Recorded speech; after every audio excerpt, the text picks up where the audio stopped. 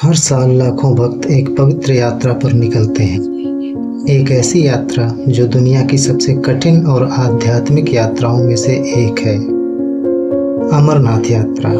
लेकिन क्या आपने कभी सोचा है कि इस बर्फीली गुफा में शिवलिंग अपने आप कैसे बनता है और इस स्थान का इतना गहरा महत्व क्यों है? आज हम बात करेंगे उस रहस्यमयी क्षण की जब महादेव ने स्वयं देवी पार्वती को अमरत्व का ज्ञान दिया और कैसे यह पवित्र गुफा उस दिव्य रहस्य की साक्षी बन गई। एक बार देवी पार्वती ने महादेव से पूछा, प्रभु आप अजर अमर हैं, लेकिन मैं तो हर जन्म में नया शरीर धारण करती हूँ और मुझे अपने पिछले जन्मों की याद भी नहीं रहती। कृपा करके मुझे अमरत्व का रहस्य बताएं ताकि मैं भी आपके समान अमर हो सकूं। महादेव पहले तो संकोच कर रहे थे क्योंकि यह ज्ञान अत्यंत गोपनीय था और इसे किसी और को नहीं बताया जा सकता था। लेकिन पार्वती की सच्ची जिज्ञासा और प्रेम देखकर वे सहमत हो गए। शिव जानते थे कि इस ज्ञान को किसी ऐसे स्थान पर देना होगा जहाँ कोई भी प्राणी, यहाँ तक कि कोई पक्षी या जीव भी उनकी बात न सुन पाए। अगर यह रहस्य किसी और ने सुन लिया तो सृष्टि का संतुलन बिगड़ सकता था। इसलिए उन्होंने पार्वती के साथ एक अत्यंत गुप्त और सुनसान स्थान की खोज शुरू की।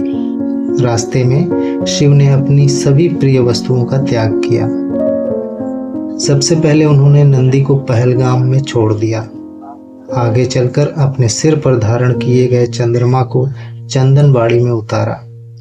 शेषनाग को शेषनाग झील में छोड़ा और अपने पुत्र गणेश को गणेश टॉप पर विदा किया। यहाँ तक कि पंच तत्व अग्नि, वायु, जल, पृथ्वी, आकाश का भी त्याग किया ताकि कोई भी तत्व उनकी बातचीत को सुन न पाए। अंत में वे एक ऐसी गुफा में पहुंचे जो चारों ओर से बर्फीले पहाड़ों से घिरी थी और जहां कोई भी ध्वनि बाहर नहीं जा सकती थी। गुफा में प्रवेश करने से पहले शिव ने अग्नि प्रज्वलित की और सुनिश्चित किया कि वहां कोई जीवित प्राणी न हो। फिर उन्होंने पार्वती को अपनी गोद में बिठाया और अमर कथा कहना शुरू किया। अमरत्व का वह रहस्यमय ज्ञान जो मृत्यु पर विजय दिलाता है। पार्वती एकाग्रता से सुन रही थी। शिव जब भी कोई महत्वपूर्ण बात करते तो पार्वती हूँ कहकर अपनी उपस्थिति दर्ज कराती थी। परंतु शिव को पता नहीं था कि गुफा के एक कोने में एक कबूतरों का जोड़ा अंडे से निकलने वाला था। उनके अंडे गर्म अग्नि के कारण समय से पहले ही फूट गए और वे कबूतर के बच्चे शिव की कथा सुन रहे थे। जैसे जैसे शिव कथा कहते गए, कबूतर के बच्चे भी हूँ की आवाज़ निकालने लगे। जब शिव ने अमर कथा समाप्त की तो उन्हें लगा कि पार्वती पूरी तरह से मंत्रमुग्ध हो गई हैं और उन्होंने अंतिम बार हूँ नहीं कहा। तब उन्हें कबूतरों के बच्चों की आवाज़ सुनाई दी। शिव को क्रोध आया कि उनके गुप्त ज्ञान को किसी और ने सुन लिया है। वे कबूतरों को भस्म करने के लिए आगे बढ़े, लेकिन कबूतरों ने डरते हुए कहा, प्रभु हमने आपकी अमर कथा सुन ली है और अब हम भी अमर हो गए हैं। यदि आप हमें मारेंगे तो आपका वचन झूठा हो जाएगा।